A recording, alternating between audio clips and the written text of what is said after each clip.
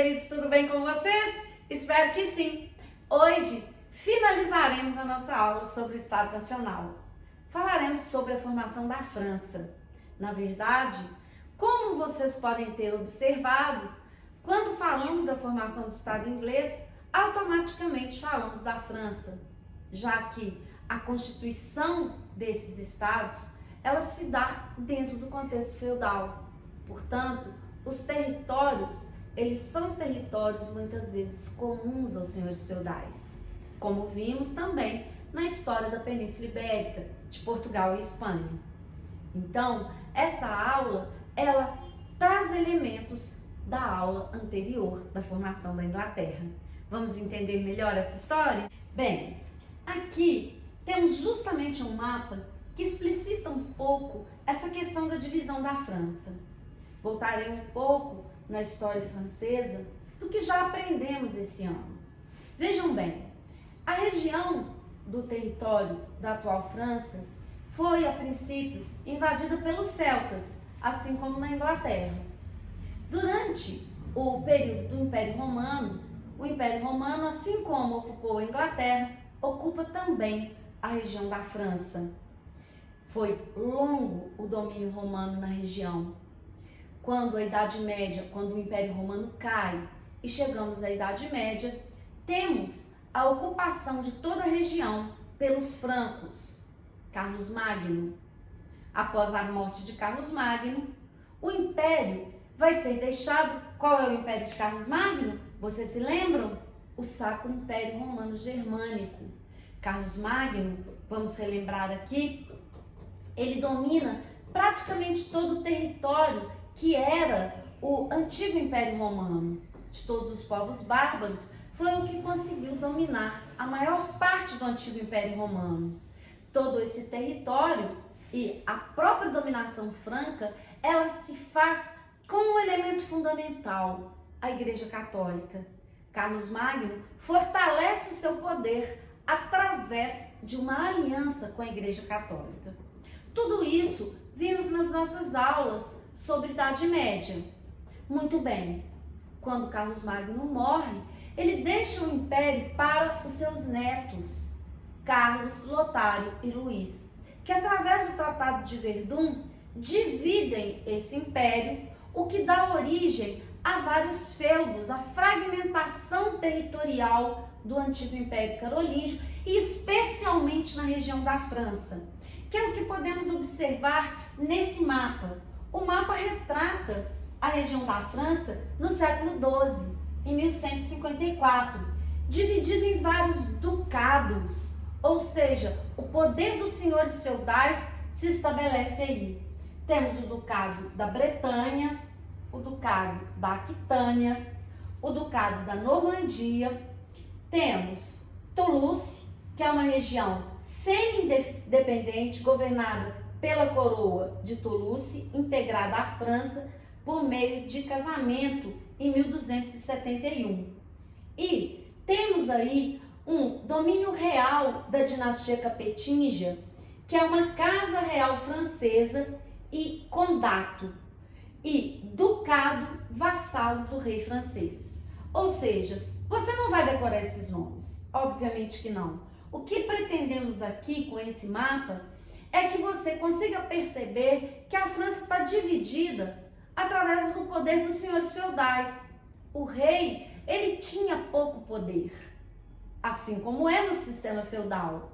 Porém, à medida que o próprio sistema feudal vai se modificando, todas aquelas modificações que já analisamos, temos um progressivo fortalecimento do poder real. Esse progressivo fortalecimento do poder real culminaria, vamos ver agora,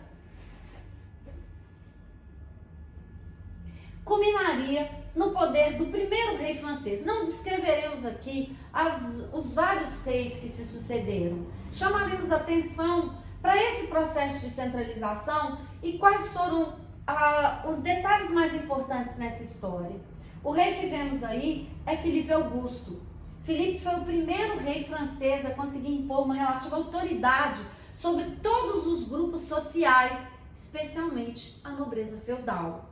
Como que ele vai conseguir essa centralização do poder? Vamos ver. Ele casou-se por interesse, comprou terras dos nobres e construiu um exército profissional para fortalecer o seu poder. Lembre-se das características do Estado Nacional. O Estado Nacional tem como característica a centralização do poder, a moeda única, um idioma comum, um exército permanente, todas essas características que levam o rei a se fortalecer progressivamente. Filipe, portanto, Filipe Augusto, ou Filipe II, ele é o rei da França de 1180 a 1223, juntamente com o rei, que já falamos sobre ele, Ricardo Coração de Leão. Ele atua na Terceira Cruzada. Estamos aí no período da Baixa Idade Média. Logo depois, entra em conflito com a Inglaterra devido ao controle inglês em várias áreas da atual França. Como vimos na nossa aula sobre a formação do Estado inglês, a Inglaterra possuía domínios na França e isso vai levar a disputas históricas fundamentais para a compreensão do Estado Nacional, tanto inglês quanto francês, como a Guerra dos 100 Anos, uma das guerras mais importantes da história, de mais longa duração e de mais importante impacto. Vamos ver. O rei Filipe Augusto, ele atravessa o Rio Louro durante as diversas campanhas militares lideradas por eles, conquista a cidade de Tours, região central da França. Durante seu governo, o rei Filipe Augusto conquistou por armas e acordos, olha bem, isso é muito importante, a Normandia, a Bretanha e grande parte da Aquitânia, ou seja, ele passa a exercer esse poder que antes era exercido pelos ducados, ele consegue impor o seu próprio poder e dominar essa região. Não vou aqui estabelecer toda a sucessão posterior, mas chegaremos agora nessa importante guerra que acabei de citar, a Guerra dos 100 Anos. A Guerra dos 100 Anos, já tratamos dela na formação do Estado Nacional inglês. Vimos que a Guerra dos 100 Anos possui dois elementos fundamentais. Prestem bem atenção. Nós temos primeiro uma disputa dinástica e segundo, a disputa da região de Flandres. A guerra, que durou 116 anos e não 100, ela vai ter várias batalhas, vitórias, ora do reino inglês, ora do reino francês. Fato é que a participação da camponesa Joana d'Arc foi fundamental para a vitória francesa. Com a França em perigo, Joana d'Arc organiza um exército completamente diferente dos exércitos feudais. Guerra era assunto para nobres e homens em geral. Seu exército era liderado por uma mulher camponesa. Na verdade, ela se veste de homem para liderar esse exército, porque era impossível uma mulher na liderança de um exército até então. Os exércitos feudais lutaram por seu senhor e seu feudo. O de Joana d'Arc era um exército nacional que lutava pela França e pelo seu rei. Os franceses agora sentiam-se integrantes de um país. A ideia de nação estava lançada por Joana d'Arc. Vou contar um pouco da história dessa camponesa. Joana d'Arc, segundo registros, ela tem visões de que um anjo ordenaria a ela de lutar pela França na Guerra dos 100 Anos. Ela pede então uma entrevista com o rei e o rei, não acreditando em Joana d'Arc, ironizando a própria história da camponesa, imagine uma camponesa ter a pretensão de falar com o rei em plena Idade Média, e Joana d'Arc, ela insiste até que é concedida a ela essa audiência com o rei. E o rei, ele tenta então pegar Joana d'Arc. Como? Ele vai se misturar a vários nobres e quando Joana d'Arc chega, ela aponta e fala. Na verdade, ele coloca um impostor para que ela pense que é o rei e ela, no meio de todos os nobres, aponta para o rei e fala: eu não vim falar com um impostor, eu vim falar com o rei da França. Ele acaba acreditando então na história. Não se tem documentos exatos se de fato a cena foi essa, temos esse registro em muitos filmes sobre Joana d'Arc, e ela acaba liderando então o exército francês. Consegue obter diversas vitórias, porém o rei, com a vitória da França, se sente ameaçado. O que ele imagina? Se uma camponesa, mulher, tem o poder de liderar um exército e vencer, ela pode ocupar o meu lugar. O que ele faz? Ele vai entregar Joana d'Arc para os ingleses e ela acaba sendo queimada na fogueira como bruxa. Esse processo no qual Joana é julgada, ele vai acabar levando à execução de Joana d'Arc e, posteriormente, como veremos agora nesse slide, a canonização de Joana d'Arc, que no momento que a igreja ela reconhece o erro que tinha cometido. Então, olha só, algumas curiosidades. A pólvora foi pela primeira vez utilizada como arma em combate na Europa, nos campos de Crécy, pelas tropas inglesas. Seu uso causava mais ruído do que estragos materiais, mas foi suficiente para assustar a cavalaria francesa. Joana d'Arc, heroína francesa no conflito, quase 5 séculos após a sua execução na fogueira por suspeita de prática de feitiçaria, foi canonizada pela Igreja Católica em 1920 como Santa Joana d'Arc. Esse processo de canonização, já que ela foi julgada e acusada de feitiçaria, porque como uma mulher pode ter tantos poderes só com pacto com o demônio, essa foi a justificativa da igreja. E posteriormente o reconhecimento do erro e a canonização da camponesa. Apesar do nome, como eu já disse, a Guerra dos 100 Anos durou exatamente 116 anos. No final dessa guerra, temos aí a formação do Estado Nacional Inglês e do Estado Nacional Francês. Embora o Estado Nacional Inglês só tenha se consolidado, como vimos, após a Guerra das Duas Rosas. Bem, para finalizar nossa aula, falaremos da Itália e da Alemanha, porque a Itália e a Alemanha não se constituíram estados nacionais nesse momento. Não se esqueçam disso.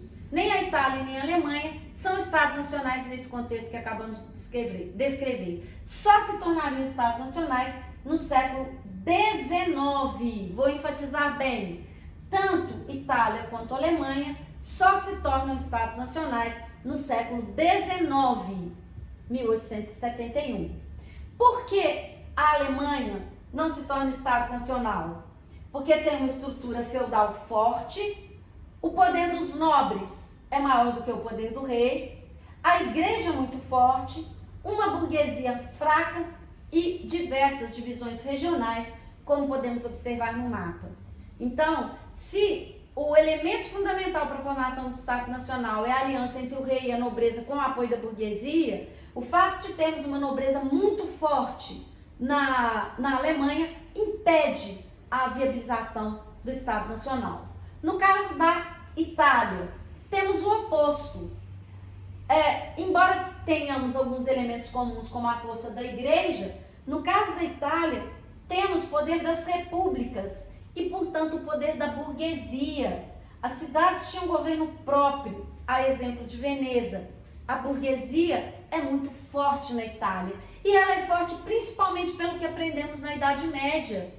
Ela controla o mar Mediterrâneo.